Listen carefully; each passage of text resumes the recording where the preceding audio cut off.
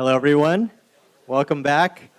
So I'm Greg Catano. I'm one of the co-founders, co-managers with VR Fest with Chris Crisatelli. Just wanted to thank you all again for all being here. And it's another packed day tomorrow and followed by our party at Hakkasan. So hopefully you can all stick around tomorrow also. But it gives me great pleasure to announce the next fireside chat. We have Jenna Seiden, a good friend of mine. She's with Beat Games, and she's been a consultant for most of her career. She also has a legal background, which brings a lot of experience to her business acumen and strategy. So she's one of the leaders in the gaming space. So very honored to have her on this fireside chat. And then probably needs no introduction, but we have Nolan Bushnell, father of video games. A lot of us would not be here without him. And as for those who may not know him, I mean, he's the founder of Atari and Chuck E. Cheese, and he's also the chairperson for Modal, and their setup is outside. But please give them a big round of applause for Jenna and Nolan Bushnell. Thank you. Thank you very much. We have about 20 minutes to a half an hour. I'm going to try to ask some general questions because Nolan has so many places to pull from to talk about actual examples or just his insights on the industry that we're all in. But then would love to open it up to some questions that I'm sure you guys are dying to ask. But I am just as honored as Greg is to sit here next to Nolan. I just told him a story about how my father owned an arcade in the 80s because I was a test family for Coleco because my dad happened to be the attorney for the Connecticut Leather Company that became Coleco, if none of you know that trivia. And so I became a video game agent many decades later and have a lot to, I attribute a lot of what I do today because of the foundations that were built by that era, especially Nolan. So thank you for letting me ask you some of these great questions and from the audience. Before we start, I just want to let everybody know that I'm shoe-shaming you all. And one of my goals is to promote electric shoes wherever I go. And so for $35 on Amazon, you can get your pair of light-up shoes, and I suggest you buy a pair and wear them often. And there's a remote control that even makes it better, but you have to pay a little extra for it. Do you have an affiliate link so you get a commission on each of those?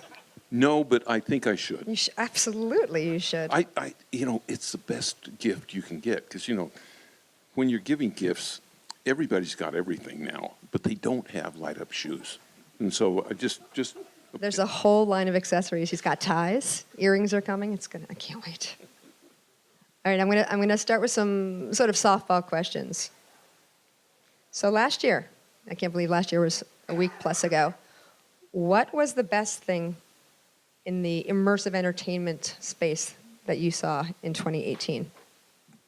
The opening of 2-Bit Circus, my son's micro amusement park. And it is a collection of all kinds of VR. Thank you. The apple doesn't fall too far from the tree. Wonder where you got that. And I've got 8 kids, and they're all carrying on the tradition. So when I shuffle off this mortal coil, there will be some great stuff still coming. So do you walk into 2-Bit and keep your mouth shut, or do you go, Brent, come here? I am a nightmare. It got so that I couldn't go to a Chuck E. Cheese because everything was wrong. And I'm not talking about the pizza. But, what happens is you have this idealized vision of what you want things to be. And even if there's an achievement of 90%, my mind just focuses on the 10 that isn't right. And I've got a breakfast with Brent on Friday because he wants me to be this evil critic. Sort of need that when you're so close to something, though, to have that voice. That you do miss some things, and I think of all people, you might have some good things to tell them. I would hope. I hope so. Good. All right, then on the flip side, in the same space, what was one of the more challenging or bad things to come out of 2018 in the VR space, or immersive entertainment in general? I think that there was an attempt to jump the line. And I say that I believe that VR needs to have a firm foundation in the public space before it goes to the home. I think the attempt to put VR in the home is premature. I think there needs to be a plethora of appropriate software, and the technology is almost there, but it's not quite cheap enough. And so I think that it was a little bit of a false start. The fact that there was the price point, the home distribution, or that they didn't start in LBE first, or there wasn't as much attention given to the LBE market? Yeah, I think there wasn't enough attention given to the LBE market, but right now, I don't believe you can find anybody who says, I'm in VR for an hour a night or 15 minutes a night. And that's what's necessary. You have to achieve that hour a night kind of uptake in order to have a vibrant market. So, a little biased. I work with Beat Games, which makes Beat Saber, and we're very fortunate that that's one of... That's a really good game. Thank you. I have nothing to do with it, so thank you. They just found me and said, help me get into LBE. And I said, yes, you have to be in there. But I mean, my job was to spend the last 2.5 years for HTC testing VR titles. And I only played Beat Saber until I was fortunate to meet them and get to work with them. So I played that for more than 15 minutes. In terms of the content and the genres that work, though, in LBE, pick up and play. One of the sayings that you're known for, Short form. simple to learn and difficult to master.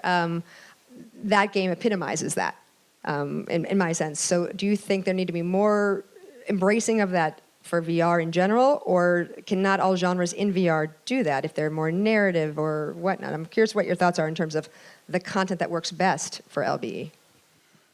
Well, in a way, Ready Player One postulated a world in which you were heavily immersed basically 24/7. And we're a long, long, long way for that. And sometimes that expectation glaring right into the reality of the time sometimes is a disservice. So. Let's see. So then, VR, we're going to talk about VR and AR and XR being the umbrella term. And a lot of people, actually last night in line for a buffet, because that's what you're supposed to do here, it's sort of required. We had a discussion as to what is your definition of immersive entertainment. Someone who was standing next to me was saying, well, to me, that's live events, live interaction with people and being in the headset. Do you have a definition of what immersive entertainment is? Because from Chuck E. Cheese to 2-Bit to Modal, do you have a sort of, is it more of a emotion? Is it more of a actual, real, tactical, literal definition? How would you define immersive entertainment in general? Entertainment is really about novelty. And so what you want with immersive entertainment is to present novelties that are really not able to be done in real life, as one part. I like to ask the question, what is the Turing test of VR? When is VR not discernible? When can you not tell the difference between VR and base reality? Like right now, could we be in VR and that we're 2 steps away from base reality? Maybe, if we've achieved it somehow, but I don't think so. In a way, you can think of it as a dial, and on this end there's base reality, and on this end it's totally immersive but undistinguishable. In between is kind of where we are, and we're at various points with various senses. For example, we're right at believability, base reality for smell. I can totally fool your olfactory sense. We're there with sound. I can convince you're in a theater, or a coliseum, or a phone booth. So I can totally nail that. We're about 70% visually. Need to up the resolution a little bit. The latency is not a big issue right now, so it's pretty good. Haptics is where the wheels come off. And I maintain that the place that will always be a step too far is food. Because there you have taste and you have texture and I don't see, and that doesn't mean it's not going to happen, but I don't see how you're going to get that without being able to jack in like the Matrix. Mm-hmm. So I think that until we can get that, I don't know, if you guys read The Game of Life? Pretty good. If you're in VR, you should do it because it's kind of a good trip. So I think it's a 6-book series now. It's fun. If you loved Ready Player One, go into The Game of Life. Anyway. I will add that to my 2019 book list. So then how are you, so let's talk about a little bit for a second. Let's do some plugging for Modal. What got you involved with that initiative with Jason and team? What is it about Modal and its, B2C, but also the enterprise applications of this multiplayer experience? Why are you part of that? What do you want to accomplish, and where do you see, especially the multiplayer, the social elements of this property, this brand going?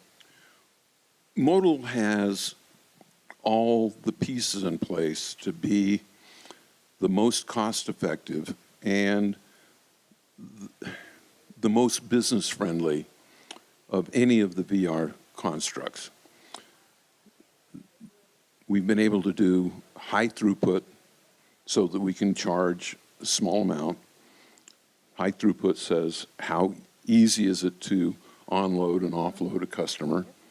How many square feet do you need? All these things, and I just think that as a business proposition, Modal nailed it. And I feel like Jason is a true genius on, he's much more meticulous than I am. I'm kind of a big picture guy. And he developed some technology and pulled me into a soccer field where we were able to walk around a soccer field and be tracked accurately. And that was compelling to me. So is the first sort of business opportunity for Modal more of the B2C, the game constructs, or are you also leveraging that for more training simulations, any other type of enterprise application for this? We're going to, but that's another area where I feel like I like businesses that have low friction. Mm-hmm. And the enterprise side has a lot of friction. And so unless you can climb into a world and do some content that is very ubiquitous, police training, things like that. We've talked about doing it, but we're lightly funded, and so we're not throwing gobs of money at things that don't have an immediate return. Just got me thinking about a question on that before I get to the other one, because I'm teeing it up as to investment. But what is your thought on IP? Do you believe in original IP and creating original experiences then, or do you see value in going out and acquiring major brands? The challenge that I get a lot from operators when I'm working with them, when I'm distributing content to locations, be they independent, small mom and pop shops, to the family entertainment centers, to the Dave & Buster's, and I use Beat Saber as a brief example. We have tracks, original tracks, but now they're like, oh, I want recognizable songs. they will say, "Oh, I want my consumer base doesn't recognize this. Like, can you bring in some brand names?" So there are VR experiences like Jumanji. We're not going to talk about quality or not. There's Hotel Transylvania 3. There are things that Creed, great example from Servius. For you guys, do you see any difference in the appeal of where you are with a license attached? Or is it more about if the experience is good, people are going to want to come to it regardless, and it's just that? Because I always have this debate of licensed IP, be it for single player or multiplayer, but licensed IP versus original IP. Because original IP is what drove consoles primarily. It's not the license game, unless you talk about GoldenEye. Really good license game. But mostly it was original titles that launched the PlayStation, that launched Xbox. Curious as to your opinion on licensed versus original. I think it's all about the right time. You have to, in the economics of anything, and I hate to, in a creative session talk about money all the time, but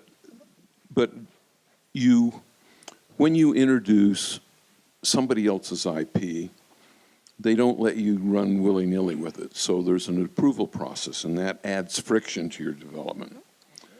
And so in order to monetize that friction and that additional cost, you have to have some level of scale. And so as soon as we get a large level of scale, we'll explore some of that.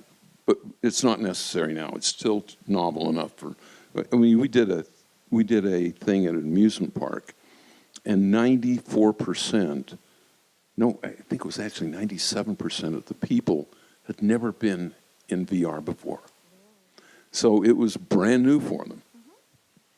Well, you see The Void, they've got Ghostbusters, they've got Star Wars and stuff, and they definitely have taken people who've never been in VR and they walk away with a very positive experience, but they have throughput issues because you can't get that many people through it. So again, I think there's going to be this longer debate between IP and whatnot, and I think it's prohibitive. It's a challenge. I can't believe we only have 5 minutes left. I'm going to ask one more question, and it is about money and investing because there are probably content creators here, those people thinking about when I am creating, what are my channels of distribution? You are a prolific investor. You are someone who's gone out and raised money.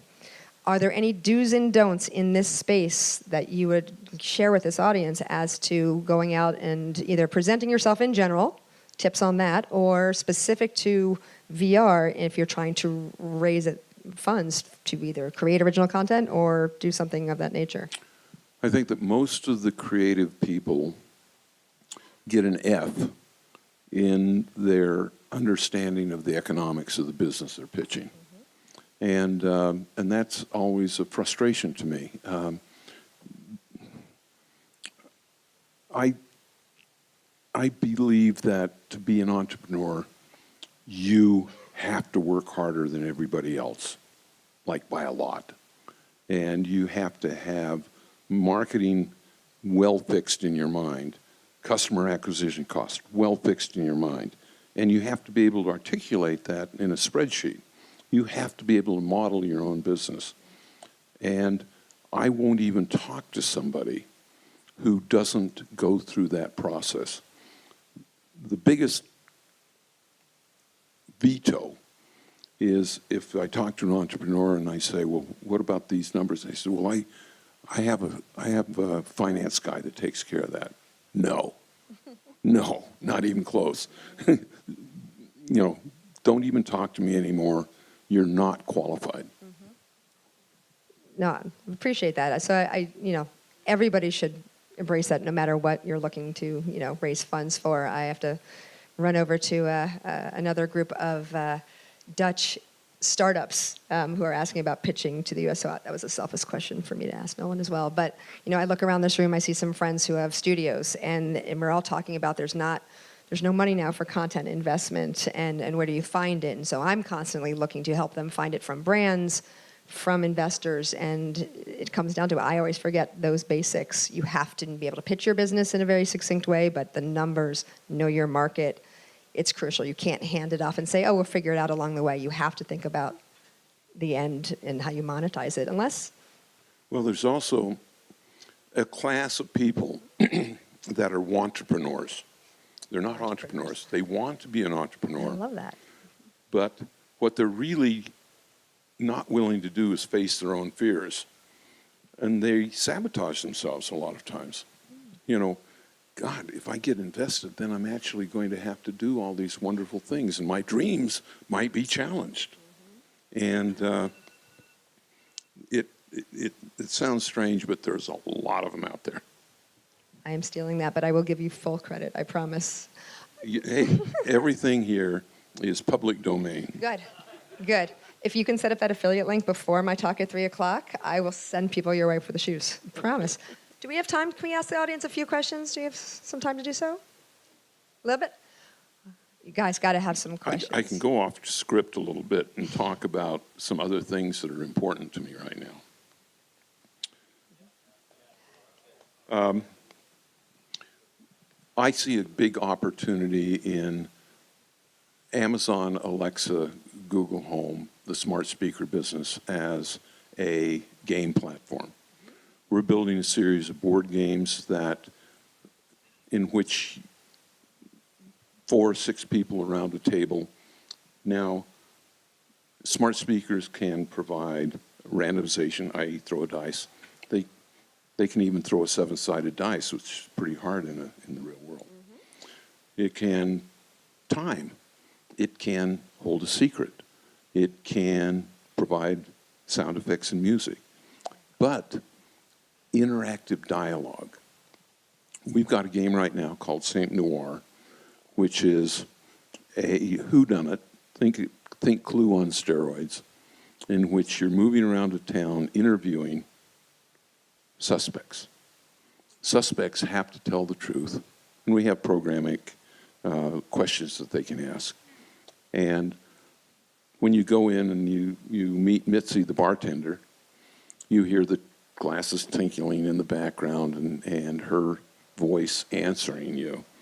And if she's a suspect, she has to tell the truth. If she's the perp, she can lie to you.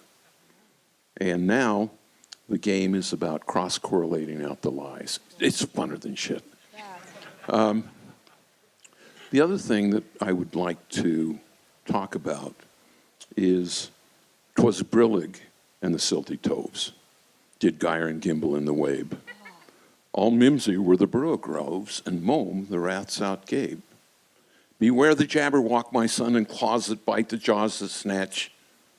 Beware the jubjub bird, and shun the fumulous bandersnatch. Netflix just did. I memorized that in high school, and so. And bandersnatch represented something that I think is very important. The Twitterverse exploded, and for those of you who haven't seen it, Dark Mirror on Netflix had a version called Bandersnatch, which was an interactive branching story narrative. And the Twitterverse blew up. I don't think there's been an introduction by Netflix that has been that important. So, if you'd have been trying to raise money for content in the VR space 3 years ago, it had been easy because you were on the surf of the wave. The wave has crashed, and so now getting content funding is really tough. A couple of guys that I know, and I tend to agree, believe that there's going to be somewhere between $300 million and $500 million spent on branching narrative content. So I think that's important. The other project that I'm working on that's kind of fun is, how many have played Trivia HQ? How many have played Fortnite? Well, if Fortnite and Trivia HQ had a baby, it's a game that's called X2 Riches. And you fly over an island, a la Fortnite, you land somewhere on the island, and you search for treasure. If you find treasure, you get to keep it. And your loot sack is actually a Bitcoin wallet. It's a cryptocurrency wallet. So that now I can have 500,000 people playing the game and still deliver prizes instantaneously and securely and seamlessly. March 15th, March 1st, you'll be able to play Extra Riches. And my other company, X2 Games, it's more than X2. It's times 2. We're twice as good as any other company out there. Just thought I'd let you know that. Is that it? Actually not. We're also doing a thing called Crypto Trainer, in which we hold the DNA of a racehorse in a smart contract. Okay. Because it's held in a smart contract, we can train the horse, make it better, but it's immutable, which says that we can now race those horses and have them show up in a sports book in Las Vegas. And so now you can create, train, become the owner of a racehorse, race it, and if it wins, there's an algorithm, so it's not totally predictable, and all of a sudden you've got another asset. If your horse wins, now you can sell it, and it's all carried by the DNA blockchain construct. If anyone other than Nolan were to have explained those last 4 projects, probably would have listened, been playing on my phone. But we have Nolan, who has built these businesses, who has taken the best practices and learned from all these amazing things. And so if we have a duty to play all of these things when they come out, because we know it's 2 times as good as anybody else's game. So, But I also want you to celebrate insanity. It's the ultimate level of creativity. absolutely. Well, I am honored to have heard these things. I like that my therapist, I can cancel her because now I'm justified in my insanity. This is great. But you are a pleasure to chat with, and I think all of us are very lucky to have listened to him today. And thank you so much for letting us be here and chat with you. It's fun for me too. Now, do we have any questions? No. No. Okay.